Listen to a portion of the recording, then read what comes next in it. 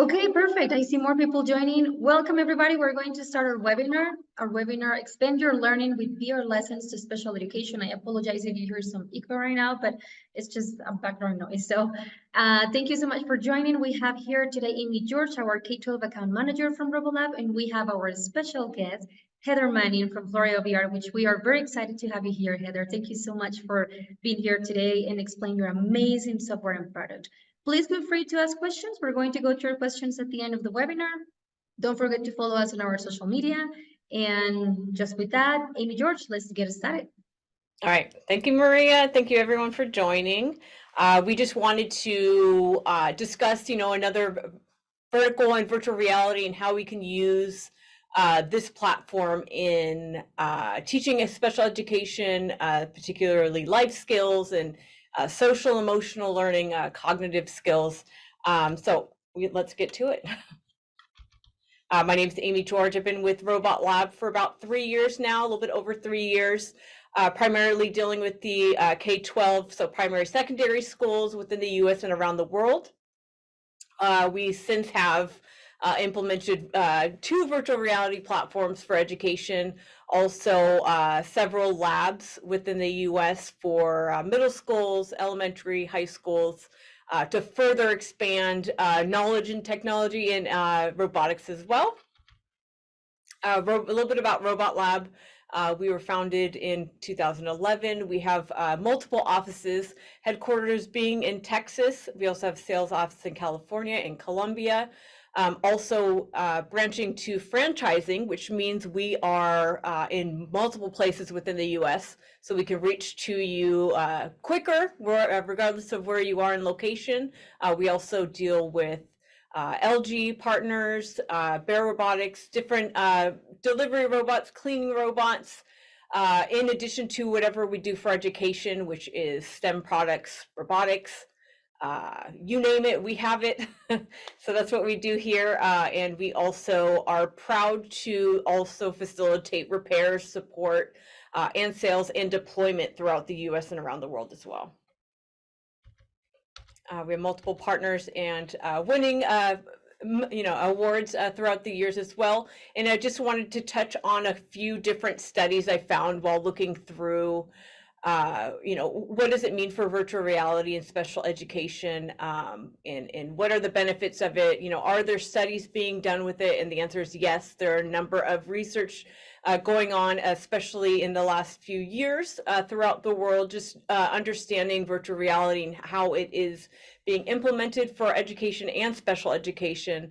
And what does that mean for neurodivergent students? How does this help them? So just go through this really quick. Usually touching on life skills, eye contact's really important, different cognitive abilities, and how can they implement this in the real world, and how can they practice this in different virtual settings. And this is one more, again, cognitive and social communication of children and adults with autism spectrum disorder. We're going to take it, before I introduce our guest, we're going to have a quick poll. Marie, do you want to go ahead and let them know what that is?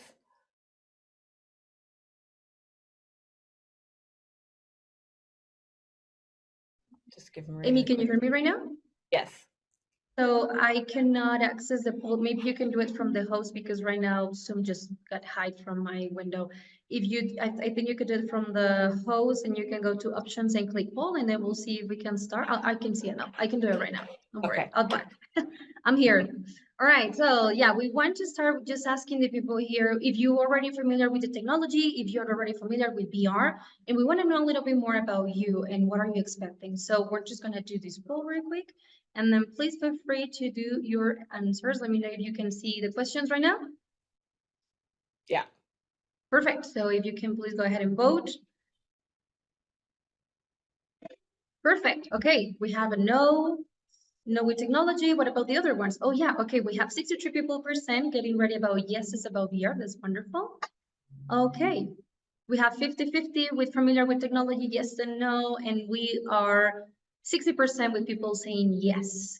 Perfect. Just one more questions, and then we're gonna end up the poll. Awesome. Okay.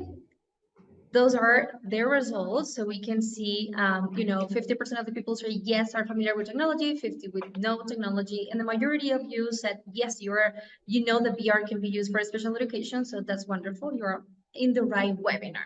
Now, you just want to introduce our special guest, Heather Manning. She is from FloreoVR, customer success. And then Heather, the stage is all yours. We are very excited to have you here today. Thank you so much for sharing your amazing tool. So let's get started with you.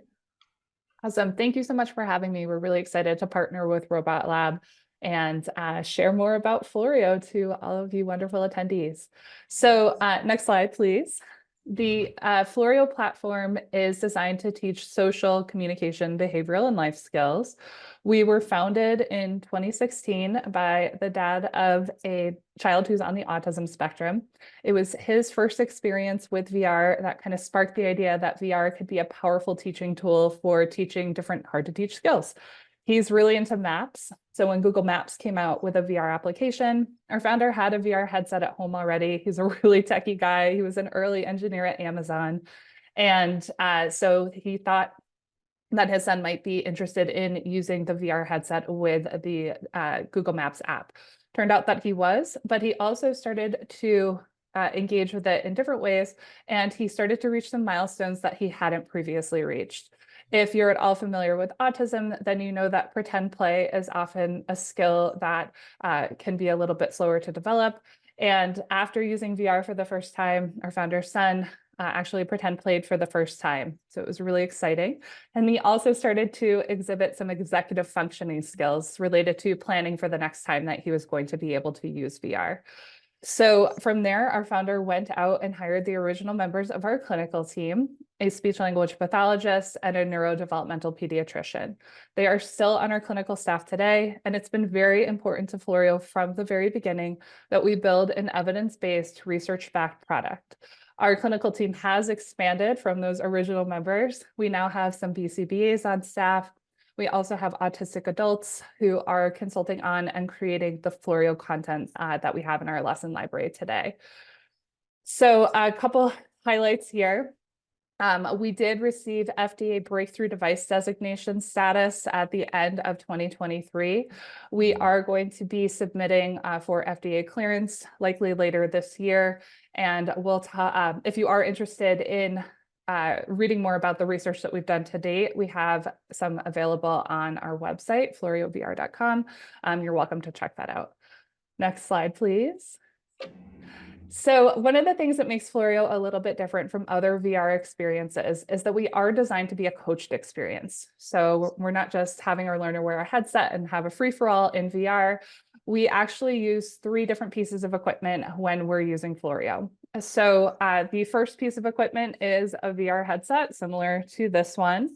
And together with that headset, we also use an iPhone. So these 2 devices together make up the learner's immersive experience. That's how they'll see and interact with the different Floreo lessons. And then the third piece of equipment that you see on the screen there is that iPad.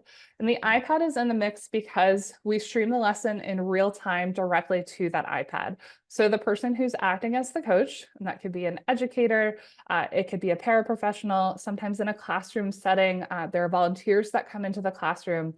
Some schools have peer mentoring programs, and that can be a really powerful way to implement Floreo as well.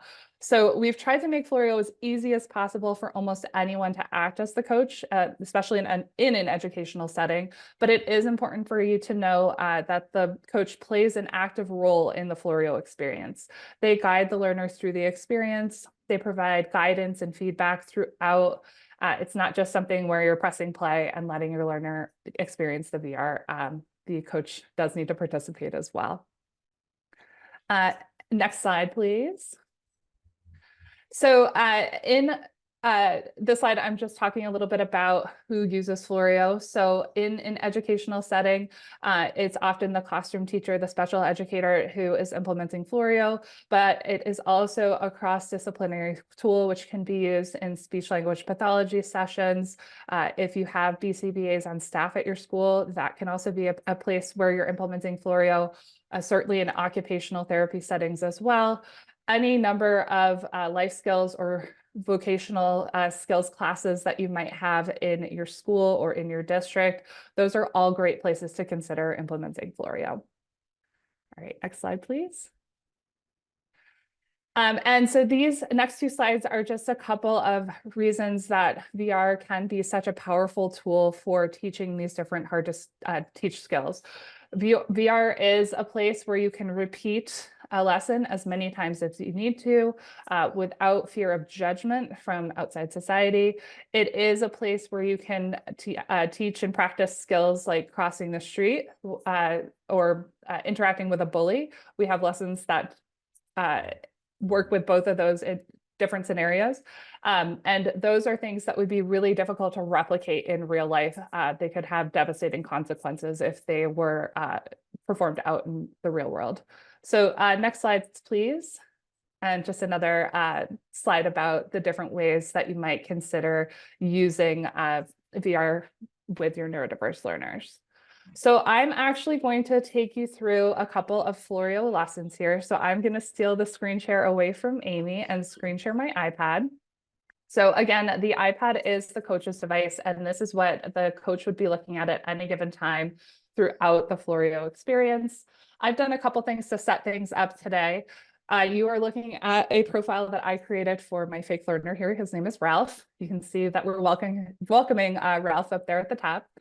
And you are actually already looking at the Floreo lesson library. We have almost 200 lessons in our lesson library today. They are designed for learners for all different verbal abilities, all different ages, and all different challenge areas and skill development areas. And what I've done today is create this fake profile for my learner, Ralph. And because you didn't see me go through that, you don't know that I filled out a short questionnaire about Ralph. That is what powered the recommendations that you see up at the top here. We will recommend lessons and recommend skill categories for our coaches. That's one of the ways we've tried to make it as easy as possible for almost anyone to act as a coach.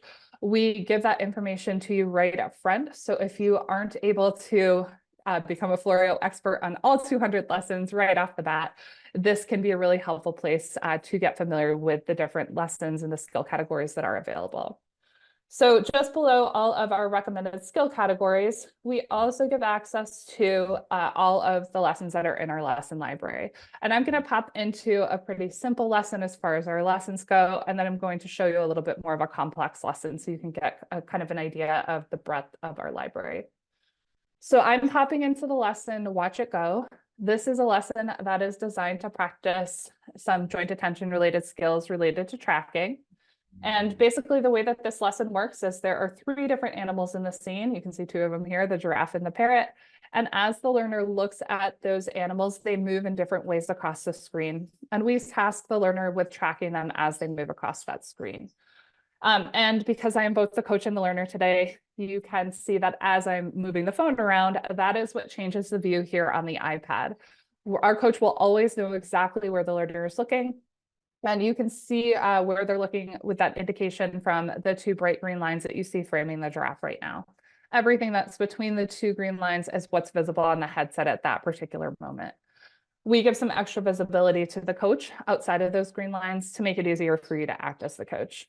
And this window into the learner's world is also useful if your learner's not participating in the lesson in the way that you might like them to. You'll always know, and you can always redirect them or otherwise guide them to participate in a different way. Another difference here on the iPad is that blue banner in the center of the screen. We use that blue banner as a tool to coach the coach. We give the coach some suggested wording, some suggested dialogue. We also instruct the coach throughout the different lessons so that they understand how they might coach the learner at any given time in the different Floreo lessons. And then down there at the bottom in that gray area, that is the coach's dashboard, and there will be some different buttons and tools for the coach to use throughout the different lessons. So I'm just going to play a couple of seconds of this lesson. Like I said, this is a fairly simple lesson as far as our lessons go. We have much more complex interactions and scenarios. I like to start simply when I'm teaching someone about Floreo, just so you can see that it is pretty simple to implement. And then we'll move on to something a little more complex in a minute here. So to start the lesson, our coach taps the green start button. And right off the bat, we are suggesting that our coach could say to the learner, "Can you find the giraffe?" When my learner finds that giraffe, he starts to get ready to move. I could say, you found a giraffe, let's see what he does. And then I wonder where that giraffe is going. And if my learner tracks the giraffe all the way to the end of his walk, we get a little happy dance from that giraffe. We get some reward stars to let us know that we did a good job. And then if we wanted to continue playing this lesson, we could find the other animals in the scene. I'm not going to do that. I think you all understand how this particular lesson works. So I'm going to end the lesson early. And you'll see right here in the moment, or shortly thereafter when my internet catches up with me, that we provide a lesson results screen for the coach. This only pops up on the iPad, and it gives the coach some information about how the learner performed related to the tasks that we've laid out for that lesson.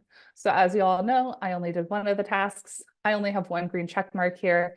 If I did want my learner to master the tasks in this lesson and master the lesson as a whole, I would need to play the lesson again, or either right here in the moment or in a future Floreo session.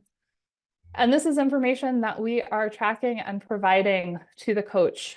We have a Floreo portal outside of the app, which is accessible for all Floreo coaches and all organization administrators, just making up words here, who can see exactly which lessons their learners have played, the different data that we're collecting along the way, and it can help to further inform their Floreo sessions, help them decide which lessons they might want to move away from or which lessons their learner needs to continue playing in order to get the benefit there from Floreo.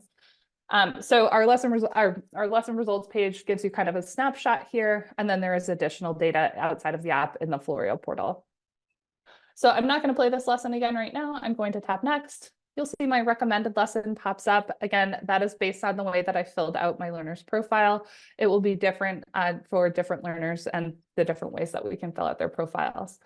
I'm going to pop back to the home screen and talk a little bit more about the lesson library here today. We have a ton of different skill categories. We're just in the communicative eye gaze skill category. In these lessons, we are practicing things like joint attention skills. Also, we start to explore theory of mind in the look and find lessons. So determining what a communication partner might be thinking about based on where or what they're looking at. Our community and daily living skill category is a really popular one. This skill category is one that helps the learner to practice different scenarios and different interactions that might take place out in the community. We have our 6 Find Your Best lessons. These are lessons that we developed with the State of Tennessee Department of Intellectual and Developmental Disabilities. These are designed to help the learner practice different scenarios leading up to actually riding the bus, riding public transportation. We have lessons that take place in the grocery store. In orienting to the grocery store, our learner is exploring the grocery store, learning where they could find particular items within the grocery store and kind of traveling around and getting that information there. And Scan the Store Shelves helps the learner to practice finding particular items on the shelves that are on their grocery list. They practice that left to right movement to scan the store shelves to find the items, and they cross off the items that they are collecting off their grocery list. We have some interactions with police officers. These are lessons that we developed with the Children's Hospital of Philadelphia, the Center for Autism Research. And these were the subject of our first, our NIH grant, which we received in 2017. This research has been going on since then. And the police questions and the police Choose Your Police Encounter, which is the 5th one in the series, are all designed to help the learner practice responding to a greeting from an officer and then a series of subsequent questions. We also, as I mentioned at the top here, we have some street crossing lessons. These help the learner practice a routine to safely cross the street. Once we've mastered that routine, we add in different types of distractions, different types of intersections, and different types of driver behavior. The next 6 lessons, the time management lessons and the teamwork lessons, are lessons that are targeted towards older learners. These were also developed with the Tennessee DIDD, and these are designed to practice some soft skills in the workplace. So the time management lessons take place in the Floreo movie theater, which is personally my favorite in Floreo, the environment that is. And the teamwork lessons are working with a character coworker to complete a task together. So we're working together to complete those tasks. At the end of this skill category, we also have our airport security check, which is a perennial favorite, especially for those who might be going on trips sometime soon. And this helps the learner to practice going through the airport security line. We have lessons to practice some different conversational skills. I'm going to come back to that in a second. I'm going to show you join a conversation in a park in a second, but I want to quickly fly through the other skill categories. We have our descriptive language skill category, where we're starting to explore spatial concepts, also working on some preposition work in the spatial concepts, where is the train? Another really popular skill category here is our emotional regulation skill category. This has a bunch of different lessons that are designed to practice some different emotional regulation skills. We have things like our sensory spaces, like our hang out in the aquarium, watch the train. These are designed to be a mobile sensory room. So if the learner's going into a potentially stressful situation, they could use these to calm down. If they needed a calm down space, they could also be used as alerting spaces as well. Also quickly through this emotional regulation category, we have some whole body awareness practice. We have some yoga poses, and we have our guided meditations and our guided focus. So together with the emotional regulation skill category, the focusing category, the impulse control category, and the responding to auditory information skill category are all part of our executive functioning suite of lessons. The safety skill category also has those street crossing lessons that you saw above. And at the end of this one, there are also the banter versus bullying lessons. These help the learner practice recognizing, responding to, and diffusing different types of banter and bullying situations. And then our school social category is probably going to be really applicable to all of you educators who are joining us today. These are lessons that are designed to practice different interactions that might take place in a school setting. We start off with our greetings lessons. These take place in the school hallway. We are simply practicing responding to different types of greetings. Then we add in randomization. The coach gets to control the randomization here. So if we just need to practice friendly greetings, we could just practice our friendly greetings. When we need to take things up a notch, when our learner has mastered those friendly greetings, we can go into the populated greetings in motion or just the greetings in motion, which does have that randomization factor. So the coach and the learner don't know which type of greeting the learner is going to get. We also have lessons that take place in the classroom. And in these lessons, we're practicing things like settling down when the teacher's ready to start class, raising our hand and waiting to be called on, tolerating some rule breaking. Sometimes our characters might call out before they're supposed to, and the learner can practice not correcting them, because that's not really their job, that's the teacher's job. And we also have lessons that take place in the school cafeteria. And in these, we're doing things like finding a welcoming group to sit with, introducing peers to one another, joining a conversation that's already in progress. Our social interaction skill category is actually our 4 newest lessons. These all came out in the last quarter of 2023. And these are designed to practice some interactions, things like practicing taking turns.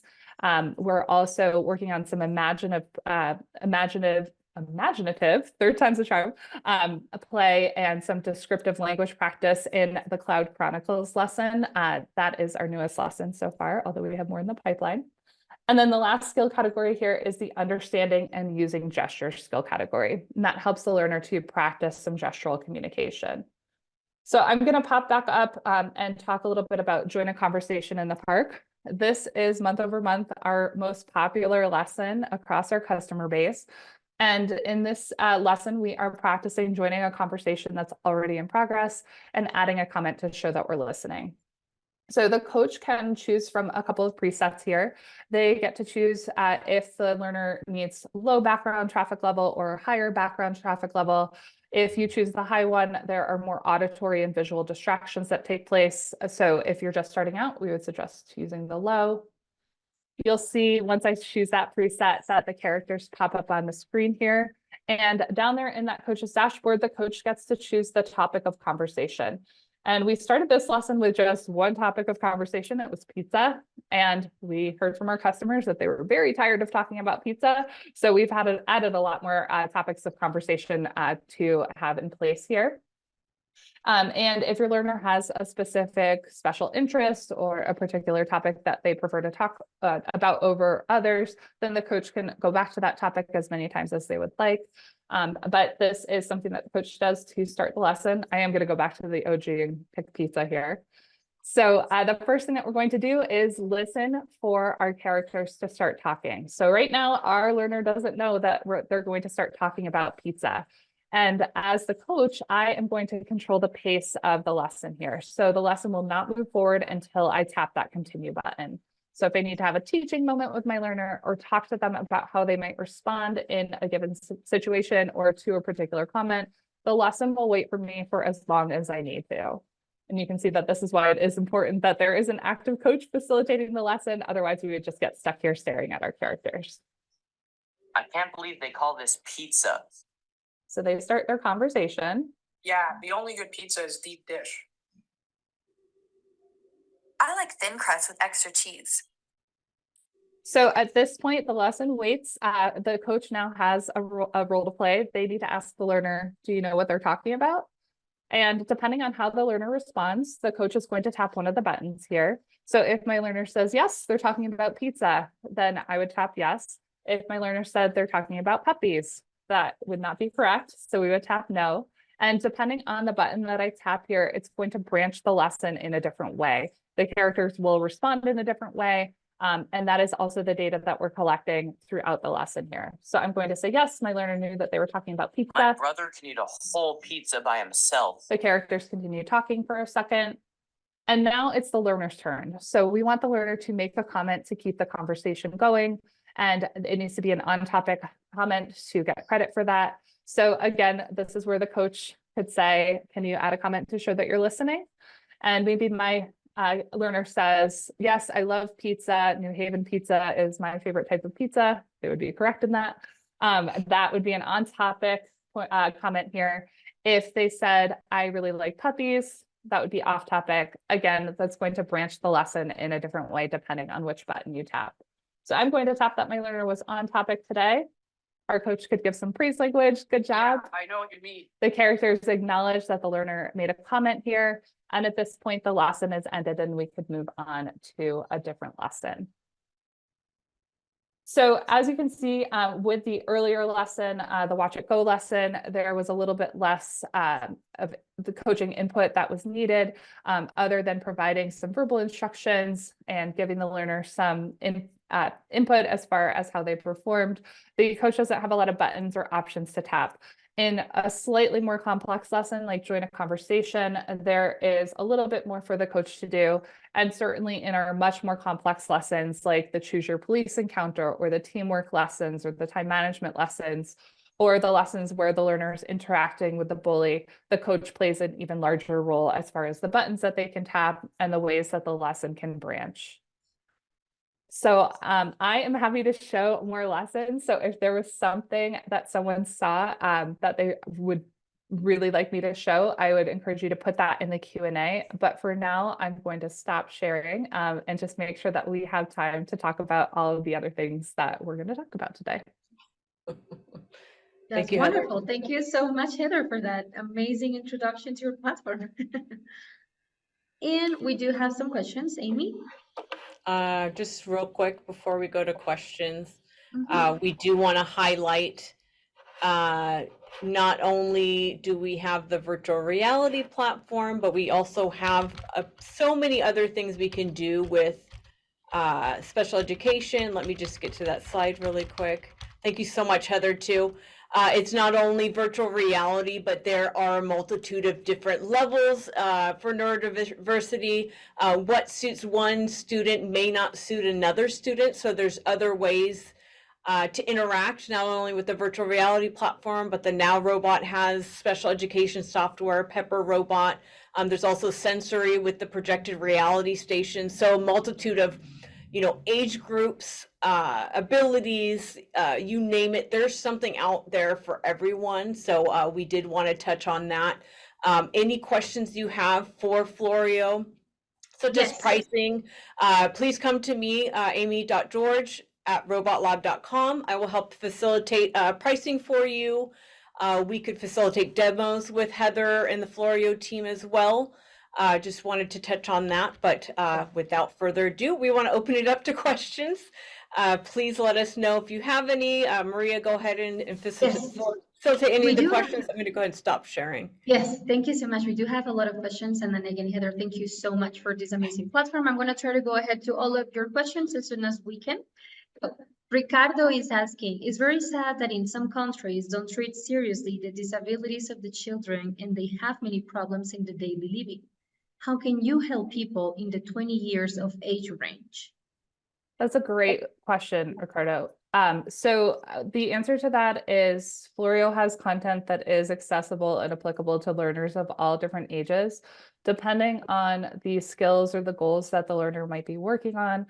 Some of our lessons might be more applicable to them. For a 20-year-old, depending on their developmental age, they may still be working on things like the joint attention practice, like the Watch It Go lesson, or they may be working to transition into the workforce, in which case things like our social interactions lessons and our community and daily living lessons, like the teamwork and the time management lessons, might be more applicable to them. So we don't necessarily categorize our lessons by actual age. It's more about developmental age of the learner and the goals and the skills that they're working on. Thank you, Heather. Nayara is asking, do all of the students need an iPhone for Floreo? So the equipment that is able to be used with Floreo today is an iPhone, a Google Cardboard compatible headset, and an iPad. So you do not need one iPhone for every single student that's in your class, unless you would like every single student that's in your class to be in VR using Floreo at any given time. You would need a set of equipment for each of those students. You can't choose one iPad with multiple iPhones.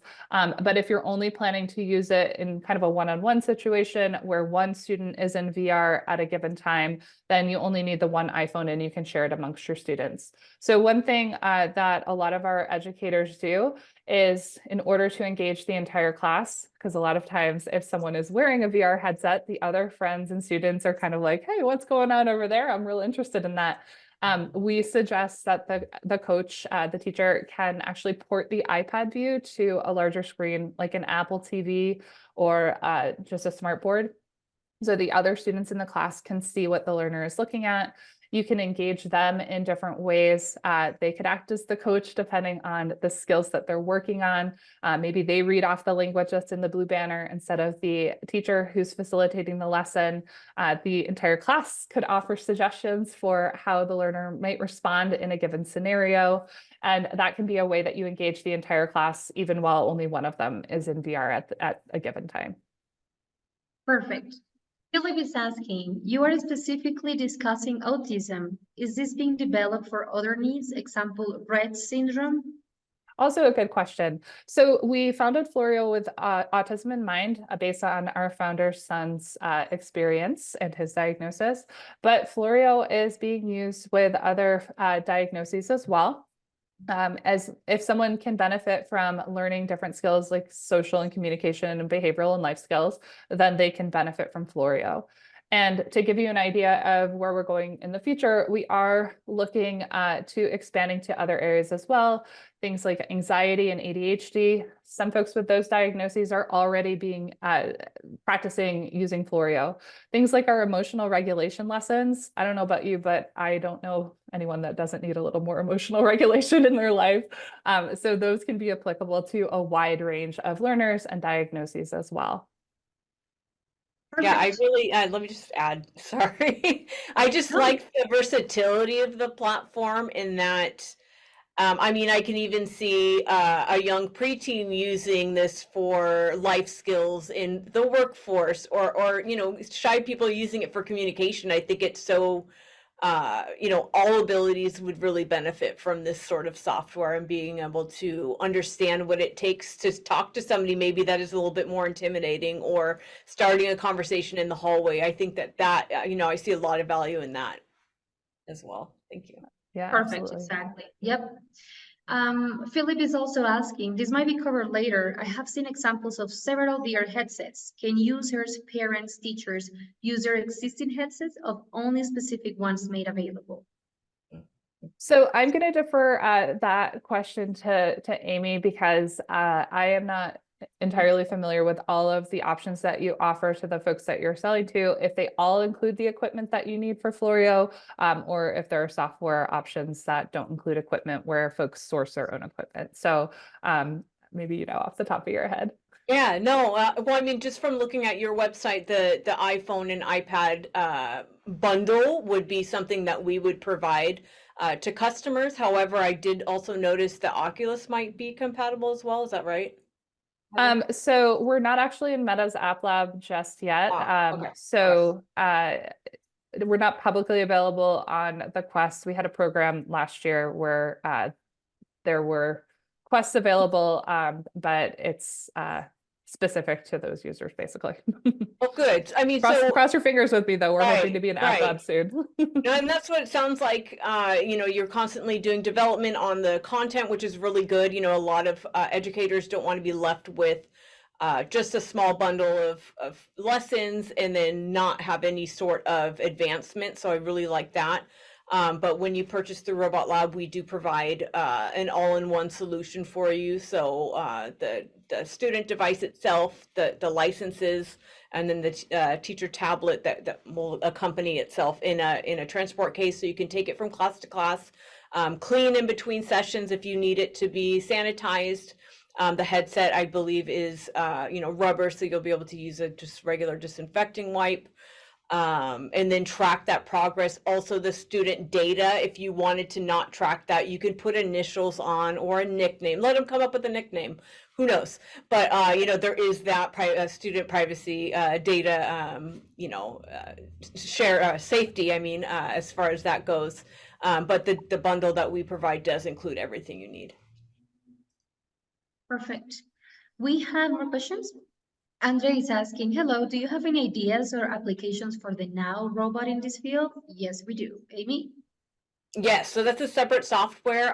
Please reach out to me via email. We could talk about different solutions.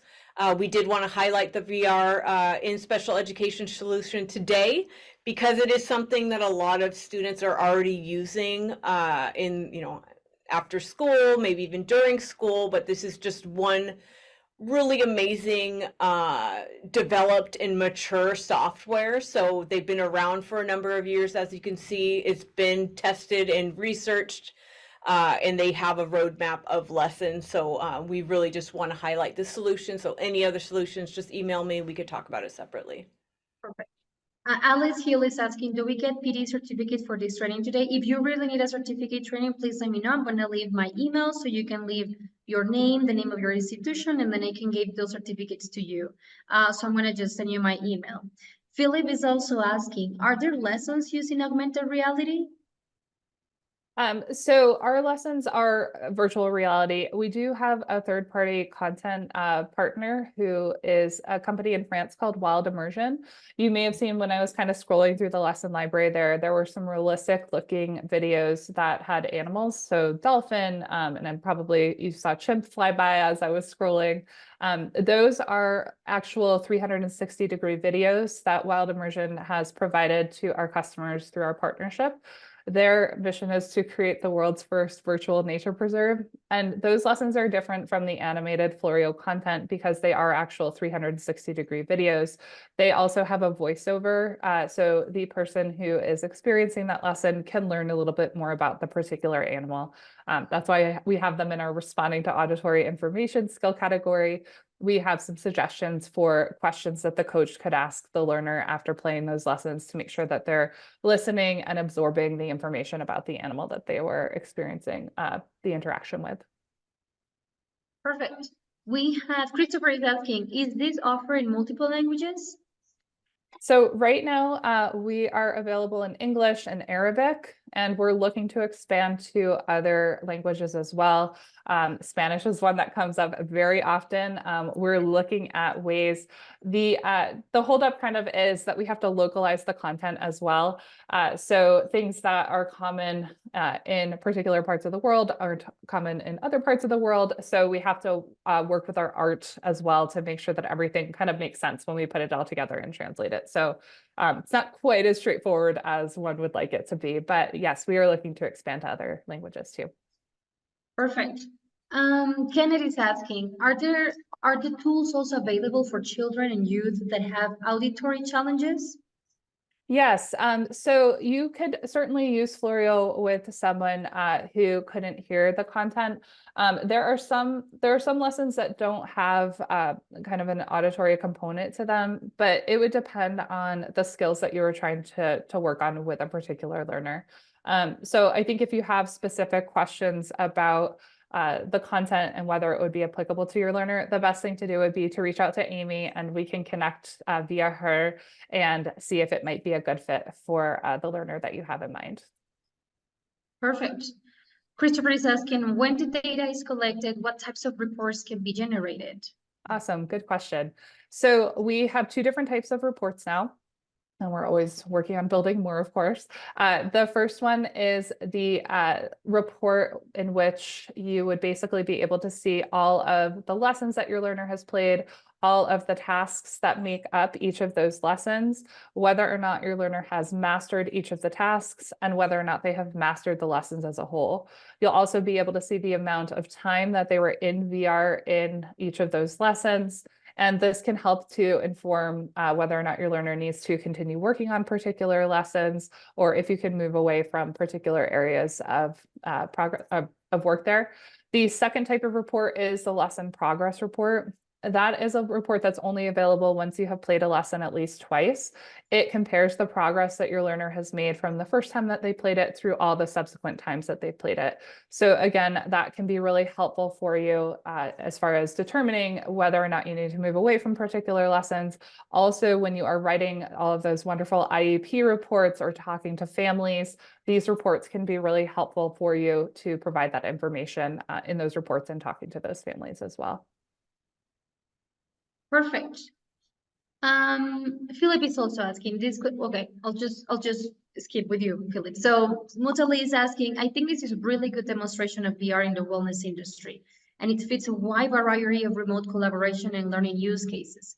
Are there opportunities for scientific research institutions in Africa to collaborate with RoboLab in Floreo? I would love to discuss further.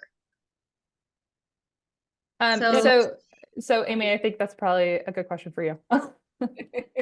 Yeah, just email me. We can take the discussion offline and discuss, you know, what your vision is and how we can help. So I think that would be helpful. Perfect. Yeah. And then Stephen is asking, this is really great, especially for special learners. Can teachers add some strands on their own, or how do you get to localize the content for particular groups? So right now, there is not a way for you to create custom content, but stay tuned. We have some things in the works that will hopefully be really exciting to our users. And I should also point out that when you subscribe to Floreo, you have access to the lesson library as is, and then any content that we come out with during the course of your subscription. So any of the new things that we have under wraps for right now, but are coming later in 2024. If you subscribe, then you will have access to those lessons and those tools as well. Perfect. An anonymous attendee says, I'm also wondering about data collection and student data privacy. I think you already covered that, Heather, about data collection, right?